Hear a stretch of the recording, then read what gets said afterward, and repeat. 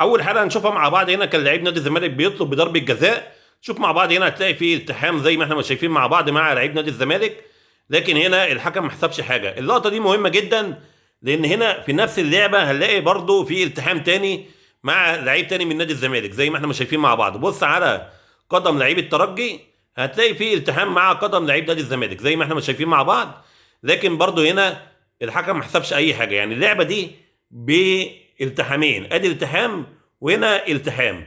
طبعا ما فيش فار، وهنا الحكم شاف ان الالتحام دوت طبيعي وشاف ان ده طبيعي. طبعا قرار الحكم قرار خطأ، لان زي ما احنا شايفين مع بعض هنا في التحام وهنا في التحام، لكن في الاخر الحكم ما حسبش اي حاجه في اللعبه ديت. نروح للحاله اللي بعديها، وهنا فاول على لاعب الزمالك. هنشوف مع بعض هنا هتلاقي فيه استخدام باليد وفي دفع بظهر لعيب الترجي، وطبعا هنا الالتحام موجود والفاول سليم. نروح للحاله اللي بعديها، وهنا فاول لصالح نادي الزمالك. هنشوف مع بعض هنا هتلاقي فيه تدخل بقوه وفي التحام بالقدم زي ما احنا شايفين مع بعض. لعبه زي دي كان لازم الحكم يديله انذار، لكن هنا الحكم حسب فاول بدون انذار.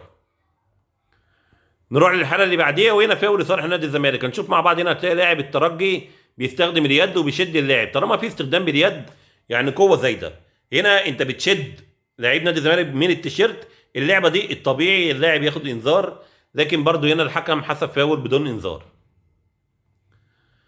نروح للحاله اللي بعديها، وهنا كان لاعب الترجي بيطلب بضربه جزاء. نشوف مع بعض هل في التحام ولا لا. هنلاقي هنا لعيب نادي الزمالك وصل للكره ولعبها، ولاعب الترجي وقع، وطبعا هنا قرار الحكم ان مفيش ضربه جزاء، قرار سليم. نروح للحاله اللي بعديها، وهنا فاول على لاعب الزمالك. هنشوف مع بعض هنا هتلاقي في تدخل بقوه في ظهر لاعب الترجي، وطبعا هنا الفاول سليم وقرار الحكم قرار سليم. نروح للحاله اللي بعديها، واللقطه دي برضو كان في التحام ما بين لعيب نادي الزمالك ولاعيب الترجي، لكن بص على يد لعيب نادي الزمالك هتلاقي هنا في التحام مع لعيب نادي الترجي. طبعا هنا الحكم ما حسبش حاجه زي ما احنا شايفين مع بعض. الزاويه دي صعبه جدا ان الحكم يشوف اللي انا جايبه دوت، لكن في زاويه هنا اهوت في نهايه اللعبه هتبين جدا ان لعيب نادي الزمالك ماسك لاعب الترجي. طبعا هنا ما فيش فار، لو كان في فار في اللعبه دي اعتقد ان كان هيجيب الحكم يشوف اللقطه ديت. نروح للحاله اللي بعديها، وهنا فاول على لاعب الزمالك. هنشوف مع بعض هنا هتلاقي فيه التحام بالقدم مع حارس المرمى. طبعا هنا الالتحام موجود والفاول سليم.